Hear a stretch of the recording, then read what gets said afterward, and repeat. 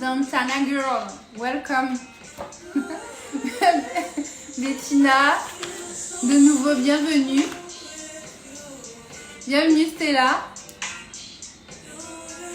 Ah, j'ai ma musique, j'ai mis la musique en attendant. Je suis désolée pour ceux qui étaient déjà connectés. J'ai fait un lien pour partager sur les différents réseaux et ça a bugué lorsque j'ai voulu partager la première fois. Donc du coup, ça m'a déconnecté. Alors, comment vous allez ce soir? Ursula, Stella, Bettina, Dantana Girl. On va prendre quelques minutes encore et ensuite on va commencer. Je vais me présenter et on va parler des raisons pour lesquelles nos activités, votre activité ne démarre pas, ne décolle pas. Donc voilà, c'est le sujet de ce soir. Ce sera mon premier live sur mon compte professionnel Instagram. Donc je vous remercie de me tenir compagnie pour cette première. Bienvenue Maya. Voilà, comme je disais, c'est mon premier live Instagram et aujourd'hui on va parler des raisons pour lesquelles nos activités ne décollent pas, mon activité la vôtre. Donc on va parler de tout ça. Ça fait plaisir de me voir. Moi je suis ravie de te voir connecté Loïc. J'espère que tout va bien de ton côté. Salut Lubidou, bienvenue. Ah, j'ai des bisous, plein de bisous à toi aussi, Sugar Coconut. Donc, voilà, on se donne juste quelques minutes. On va dire que je commence à 4. Et en attendant, je vous laisse en compagnie de YouTube. Donc, si ça se trouve, à un moment, il va vouloir vous glisser un peu de pub. Parce qu'il sait bien faire ça. En ce moment, moi, j'ai Elamé qui me tient compagnie pour mes soirées professionnelles. Je reviens de Covid, je suis en vie et je ne retiens que cela. Voilà un peu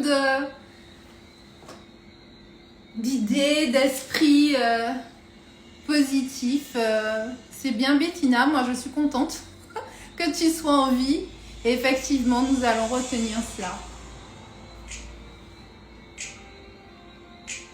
Donc, plus que 2 minutes et nous allons commencer le live.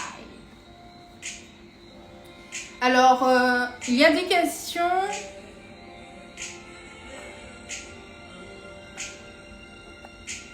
Alors,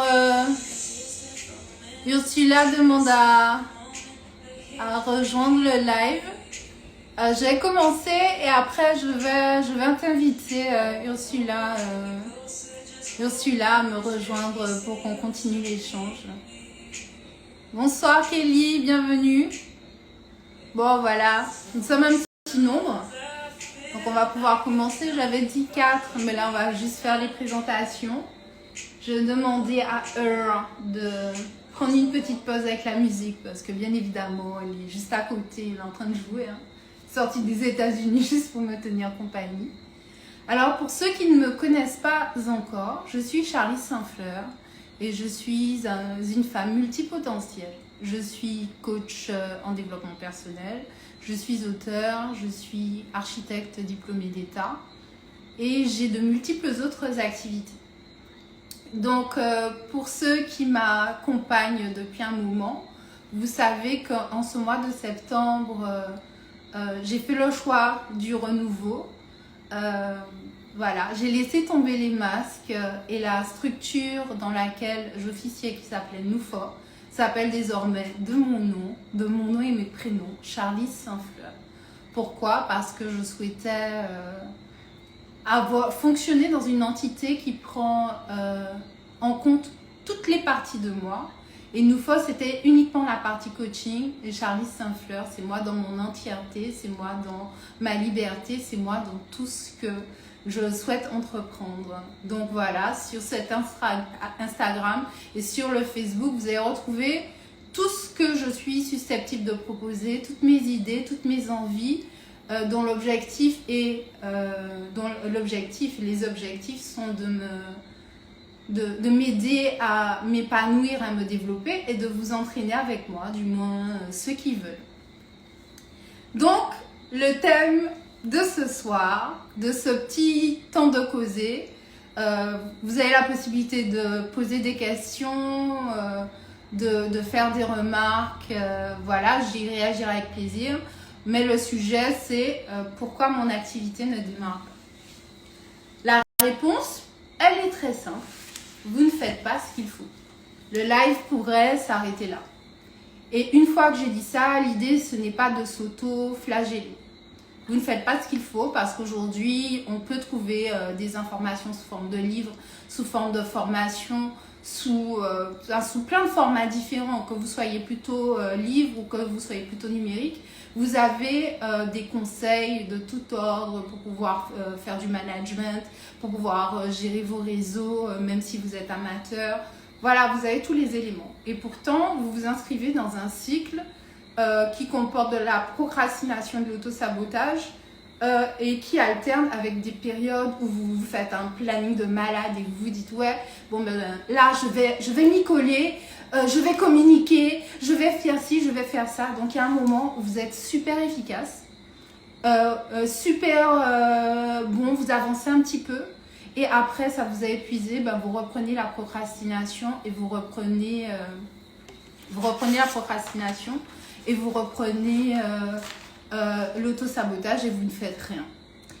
Donc, la première raison pour laquelle votre activité ne décolle pas, c'est que vous avez mal identifié votre problème. Parce que quand vous rentrez dans votre phase d'auto-sabotage et de procrastination, vous vous dites ouais, non, c'est parce que je suis feignant, parce que j'ai pas de volonté, parce que je manque d'argent pour mobiliser quelqu'un, voilà, il me faudrait une secrétaire ou il me faudrait un manager réseau ou il me faudrait un masseur ou il me faudrait une femme de ménage parce que voilà, j'ai pas ces compétences-là et vous vous remettez beaucoup en question. Mais le problème, ce n'est pas que vous ne faites pas, même si vous avez l'impression que c'est ça le début du problème. Le véritable problème, c'est la raison pour laquelle vous ne faites pas. Et pourquoi vous ne faites pas? La grande raison, c'est qu'il y a la peur. Soit vous avez peur de vous planter, donc du coup, vous y allez à moitié. Donc vous faites un pas en avant et vous faites un pas en arrière.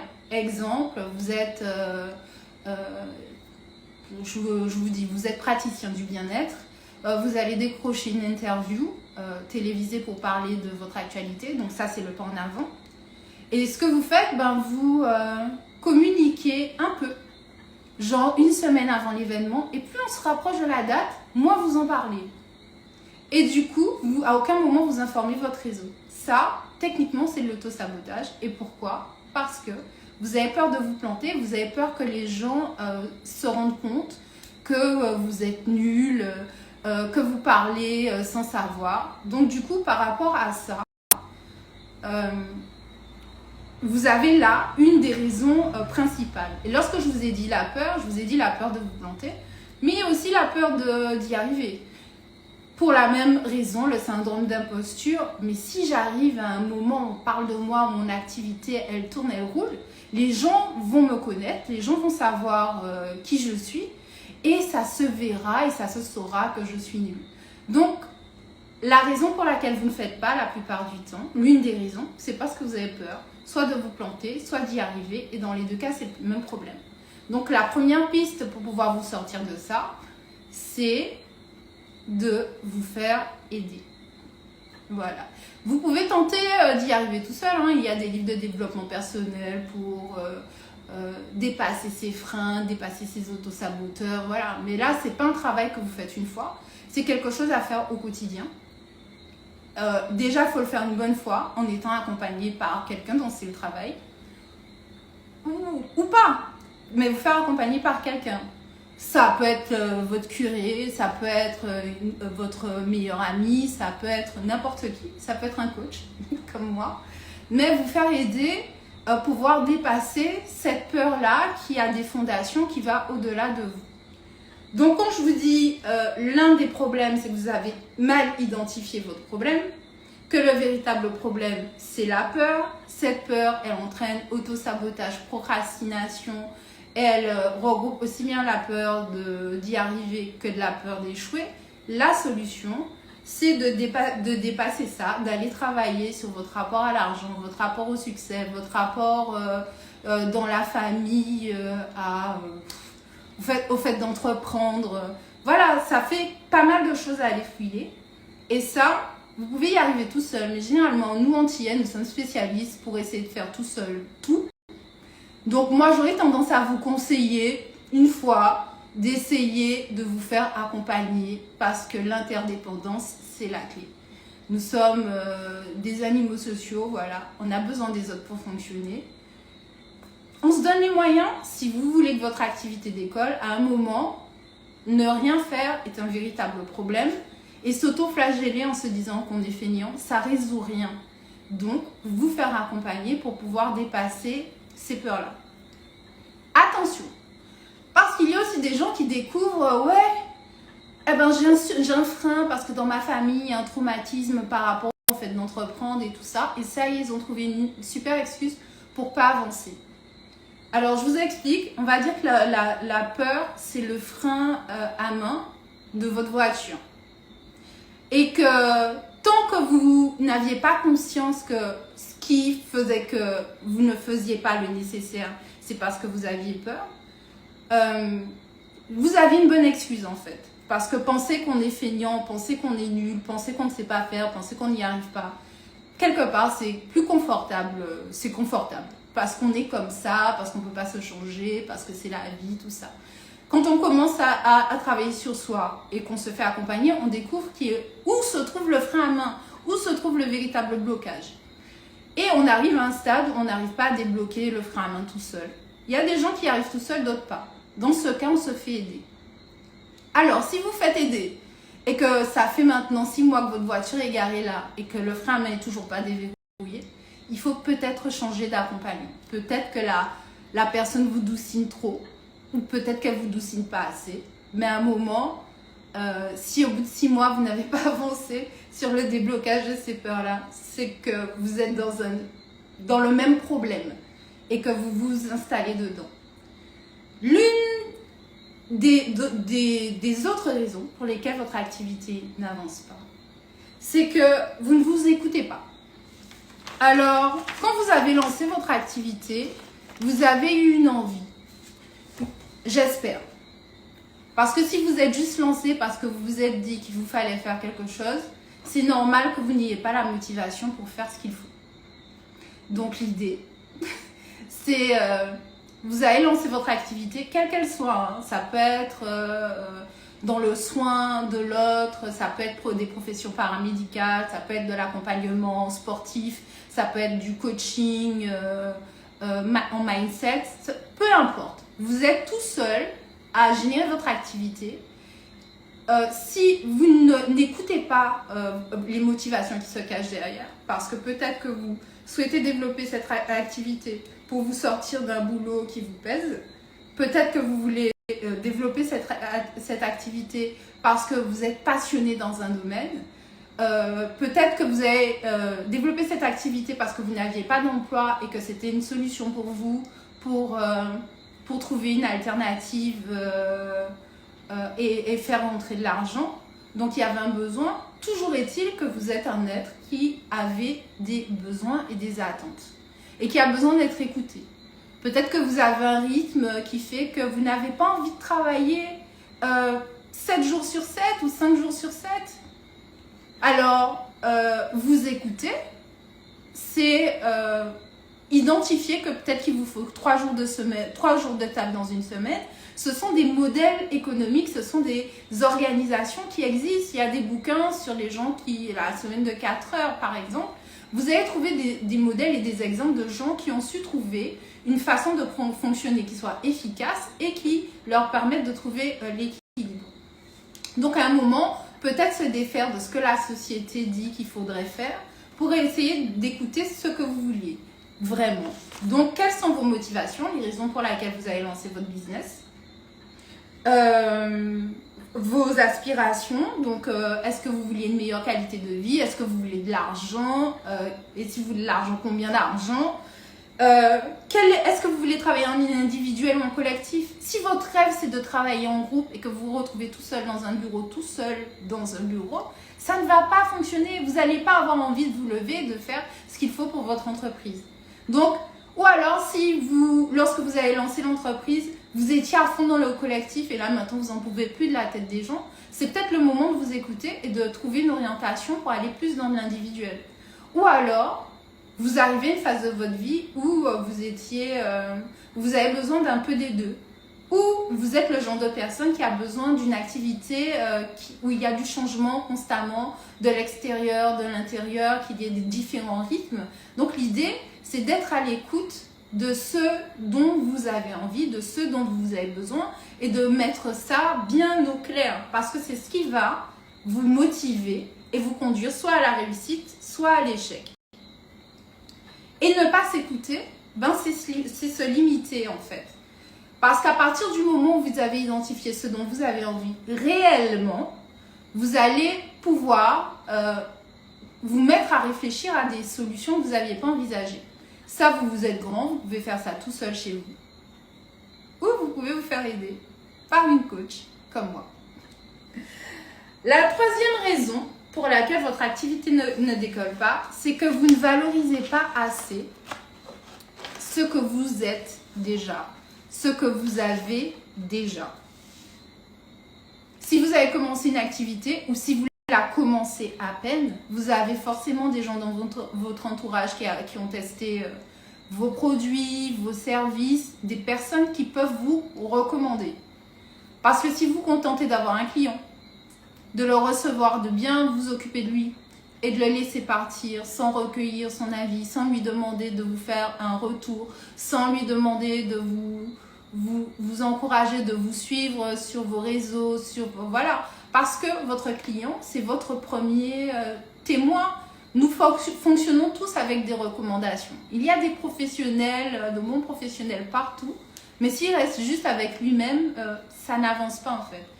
Donc, avant de partir pour que mon activité d'école, il faut que je fasse plus de pubs, il faut que je fasse de la communication, essayez de valoriser ce que vous avez déjà. Votre réseau, avec vos clients. Votre réseau, ce sont vos amis. Vous allez me dire, oui, non, mais ça ne les intéresse pas, ce que je propose. C'est pas grave. Par contre, ils peuvent avoir envie de soutenir votre activité en la relayant, en parlant, ou en apportant une compétence. Vous avez dans votre entourage, parce que vous avez des talents, vous avez des compétences. Lorsque je dis vous ne valorisez pas ce que vous avez, j'ai parlé des autres, mais vous ne valorisez pas non plus. Moi, j'ai eu beaucoup de praticiens du bien-être qui viennent se présenter à moi. Par exemple, il y en a une qui va me dire « Ah, mais je suis naturopathe. » Je fais « Ah, c'est génial !» Et au fil de la conversation, elle va être formée au Reiki, elle aura fait des massages, les thérapies par le toucher. Donc, la personne, elle a au moins 5 ou 6 compétences. Et quand elle se présente à moi, elle me dit « Ouais, je suis naturopathe. » En fait, non. Elle est naturopathe, plus thérapeute par le toucher, plus voilà. Et du coup, ça lui fait un super profil. Ça lui fait... ça lui permet de mettre en avant une différence par rapport à d'autres naturopathes. Justement parce qu'elle a un profil particulier. Mais ça, elle ne va pas le mettre en avant. Parce que nous sommes super forts pour, au mieux, ne pas parler de soi. Au pire, se dévaloriser. Donc, le dernier problème, j'ai dit, tu ne valorises pas assez ce que tu as. Donc, tu ne valorises pas assez qui tu es. Donc, ton réseau, tes clients, toi, tes compétences, ton expérience, parce qu'il y a des domaines dans lesquels tu n'es pas certifié, mais tu as quand même des compétences sur ce sujet-là. Donc, du coup, tu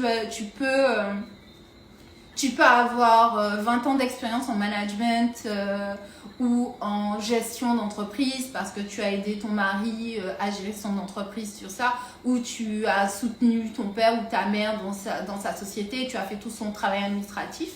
Même si ce n'est pas certifié, ce sont des compétences que tu as qui font que tu as des talents qui te permettent déjà, que tu peux mettre déjà au service de ton entreprise, que tu peux mettre déjà au service de ton activité.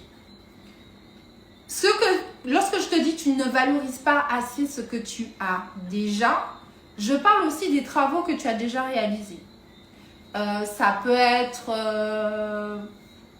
des articles, ça peut être des supports de formation, ça peut être des fiches thématiques sur lesquelles tu as déjà travaillé. Prenons l'exemple d'une orthophoniste qui a travaillé sur une série de supports pour accompagner les enfants.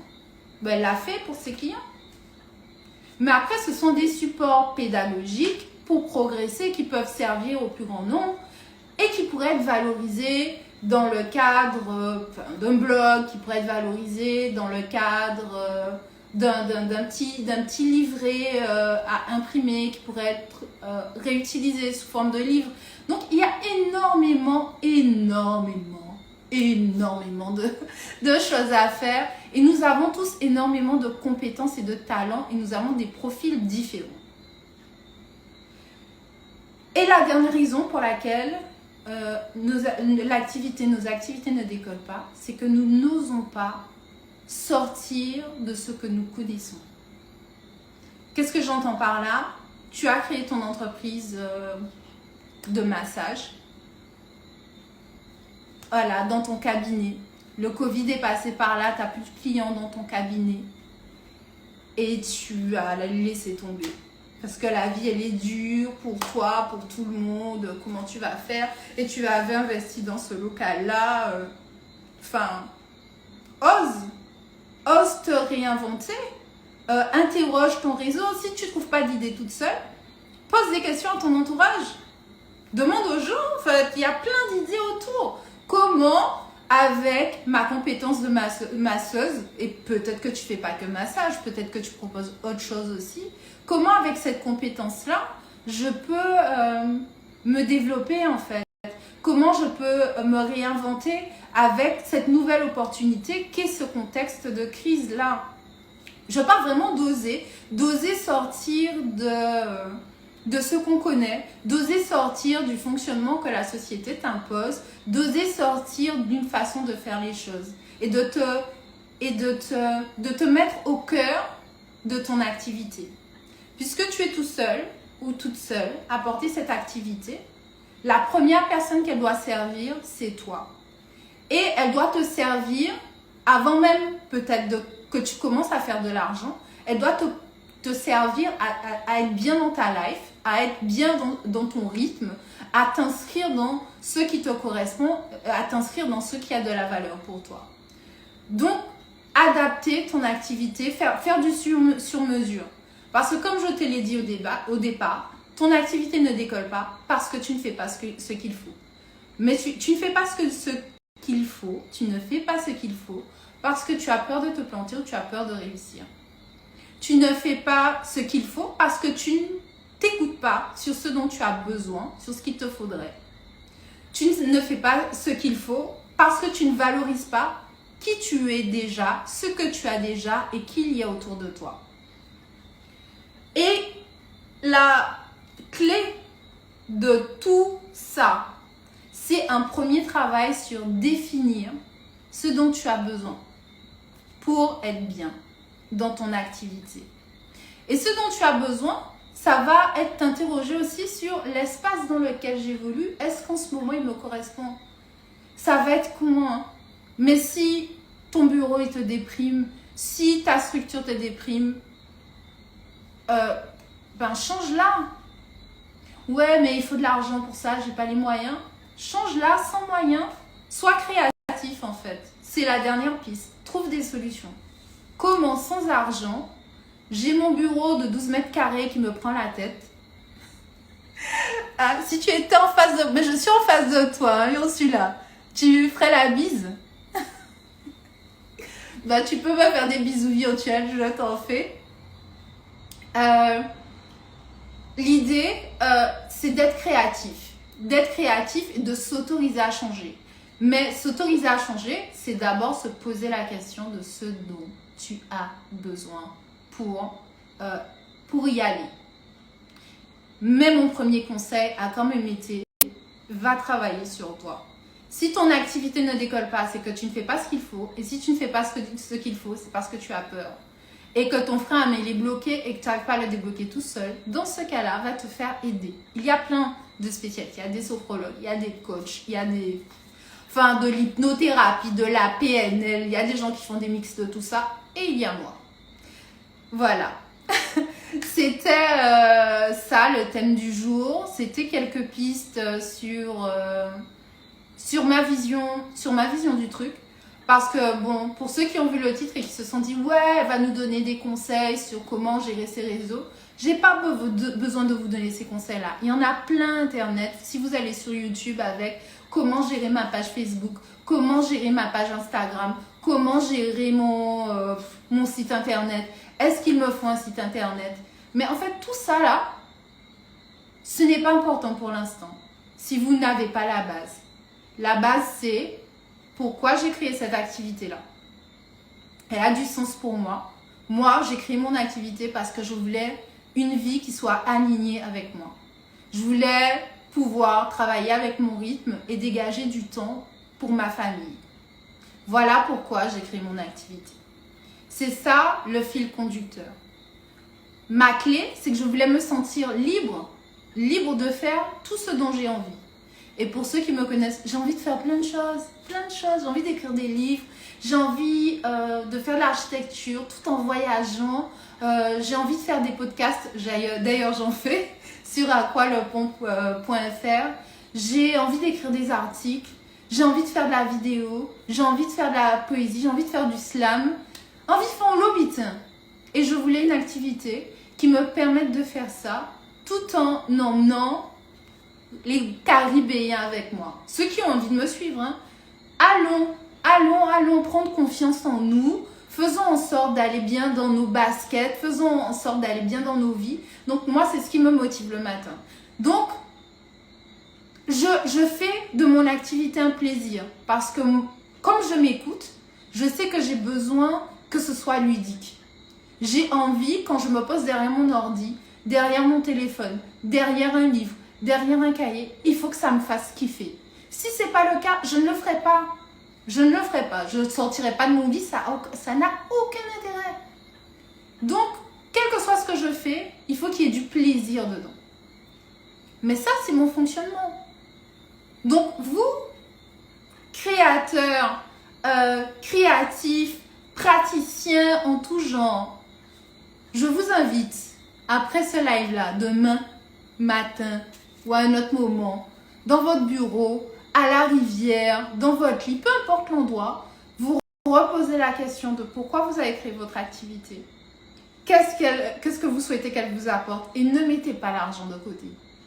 Vous avez le droit d'avoir toutes les bonnes intentions pour le monde, pour l'univers. C'est bien. Mais ce serait bien de pouvoir en vivre aussi. Donc, mettre l'argent, là, le mettre bien.